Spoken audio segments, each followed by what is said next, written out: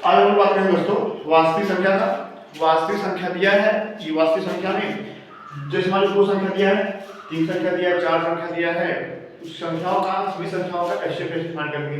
तो अब एचसीएफ दो तरीके से फाइंड करते हैं, गुणनखंड विषय भाग विषय। तो हम लोग यहाँ पर गुणनखंड विषय नहीं करना, आपको करना है आपका भाग विषय, जिसे क्या हो गया डिवीजन मेथड या यूक्लिड विभाजन प्रमेय कह सकते हो आप। यूक्लिड विभाजन प्रमेय, उसके लिए फॉर्मूला देखेंगे। एक छोटा सा फॉर्मूला होता है a बराबर बी क्यू प्लस आर। क्या होगा आपके पास a बराबर बी क्यू प्लस आर, जिसमें आप कह सकते हो a बराबर क्या होगा भाजन b होगा भाजन q होगा भागफल और r होगा आपके पास शेषफल। क्या क्या होगा a जो होगा भाज्य होगा, b भाजक, q भागफल और r क्या होगा शेषफल। हमको इस फॉर्मूले का प्रयोग करके बताना है कि एचसीएफ कितना होगा। ठीक, जैसे लेते हैं कोई संख्या लेते हैं, तो जो कोई संख्या लेते हैं उस संख्या में जिस मान दिया है आपके पास 20 और 25 दिया होगा, 20 और 25 दिया।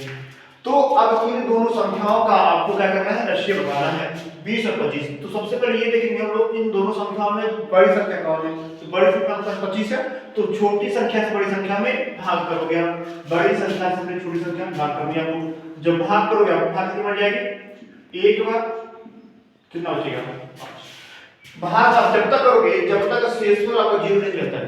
भाग आपको भाग की प्रक्रिया जब तक करें जब तक शेषफल आपका 0 नहीं रहता। अब आप कोशिश करते हो कि a b q r कितना होगा। तो a होगा आपके पास 25, b होगा आपके पास 20, q होगा 1 और r होगा पास 5।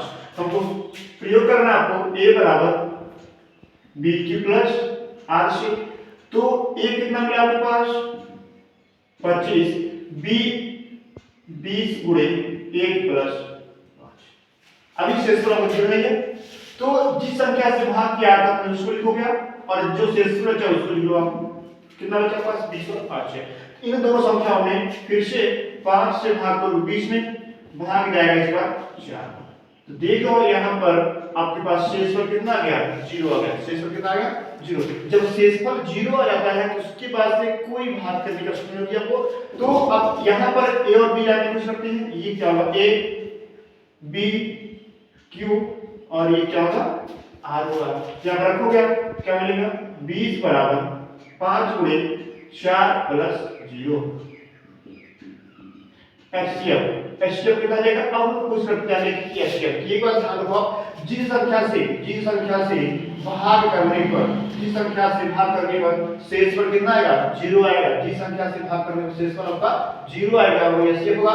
तो 5 से भाग करने पर शेषफल कितना आएगा 0, एचसीएफ कितना जाएगा 5।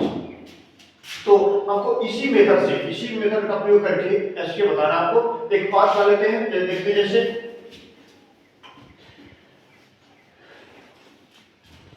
लेते हैं लोग 130 280, 130 और 280 है। अब हम लोग इसकी डायरेक्ट करते हैं 180 230 का कि एचसीएफ कितना होगा इक्वल वैल्यू करके। जो भी फार्मूला आपने देखा a बराबर क्या आता है b q प्लस r से। तो इन दोनों संख्याओं में 130 छोटी है 280 बड़ा है, तो हम लोग भाग करेंगे 130 से 280 में। भाग जाएगा आपस कितनी बार 2 बार, तो हो जाएगा 260, तो बचेगा 0। अभी भी शेषफल में 0 नहीं है। a कितना होगा आपके पास, a होगा आपके पास 280, b कितना होगा 130, q होगा आपके पास 2 और r होगा आपके पास 20। यहाँ लिख देते हैं हम लोग इस फॉर्मूले से 280 इक्वल टू 130 गुणे 2 प्लस 20। अब जिस संख्या से भाग किया था अपने वो संख्या क्या पास 130 है और जितना शेषफल बचा उसके लिए आप कितना बचा पास 30 बचा हुआ है। देखो जिस संख्या से भाग किया था अपने 130 है और शेषफल कितना बचा था 20। फिर हम संख्या को अब इन दोनों संख्याओं में फिर क्या करोगे 20 से भाग करोगे 130 में, तो भाग कितना हो जाएगा आपके पास 6 बार जाएगा 20 छक्का 100 20। अब कितना बचा पास है? अभी शेष पर जीरो नहीं है आपके पास शेष पर जीरो नहीं। हमने कहा आपसे भाग का जब तक शेष पर आपका जीरो नहीं रहता, या शेष पर अभी भी क्या पास है? ग्रेटर देन जीरो है, और यहाँ पर विशेष पर कितना था? ग्रेटर देन जीरो था। तो यहाँ पर कितना होगा? a b q और क्या जाएगा? हाँ q जाएगा 130 इक्वल टू 20 गुणे 6 प्लस 10। अब शेषफल कितना बचा था? 10, और जिससे भाग किया था हमने कितना आया था? 20। तो अब इन दोनों संख्याओं में भाग करोगे आप, भाग कितना हो जाएगा? 2 बार शेषफल कितना आएगा? 0। शेषफल कितना आया? 0। अब इस संख्याओं में a होगा प्लस 20, b होगा प्लस 10, q होगा प्लस 2 और r कितना जाएगा? 0। तो यहाँ पर जाएगा 20 इक्वल टू 10 इंटू 2 प्लस 0। अब बात करते हैं एचसीएफ की। बात करोगे आप एचसीएफ की, एचसीएफ कितना होगा आपके पास? तो हमने अभी कहा से कि जिस संख्या से भाग करने पर शेषफल कितना आएगा? 0 आ जाएगा। जिस संख्या से भाग करने पर शेषफल आपका 0 आएगा, और जैसे होगा 10 से भाग करने पर शेषफल कितना आ रहा है? 0। एचसीएफ विषय कितना जाएगा? 10। आपको इसी मेथड से, इसी तरीके से किसी भी संख्या का कितना हो बड़ी संख्या दिया हो, आप आसानी से एचसीएफ बता सकते हो कि एचसीएफ कितना होगा। जैसे एक सवाल बात लेते हैं,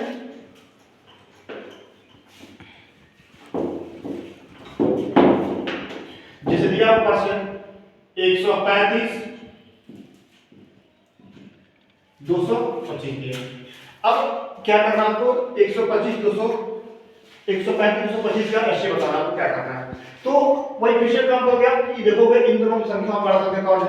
इन दोनों संख्याओं में बड़ा संख्या कौन है? 225 है। जो 225 है तो 225 है 135 में भाग कर दो। भाग कितने हो जाएगा आपके पास? एक बार बचेगा आपके पास 90 बचेगा 90। अब a कितना होगा? 225, b कितना होगा? 135, q होगा आपके पास 1 और r होगा पास 90। प्रयोग करना पास a equal to bq plus r से 225 इक्वल टू 135 इंटू 1 प्लस 90। अब शेषफल बचा पास 90 और भाग किया था 135 से।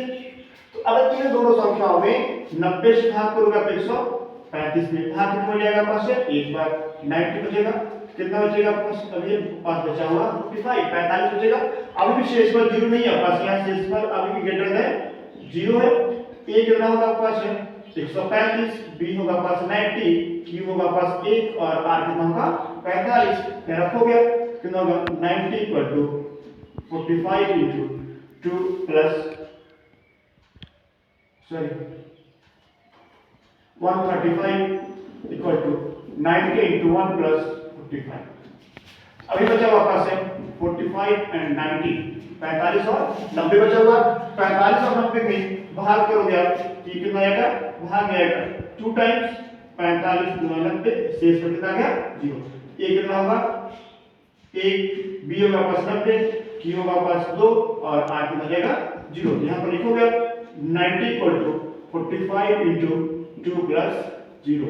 बताना है एचसीएफ कितना होगा। तो देख लो आप 45 से भाग करने पर शेषफल कितना आ पास है? 0 आया। 45 से भाग करने पर शेषफल कितना आया? 0 आया। एचसीएफ कितना जाएगा पास है? 945। एचसीएफ कितना जाएगा पास है? 45। इसी तरह से किसी भी संख्या का आप एचसीएफ निकाल सकते हो, चाहे कितना हो से बड़ी संख्या से बड़ी संख्या।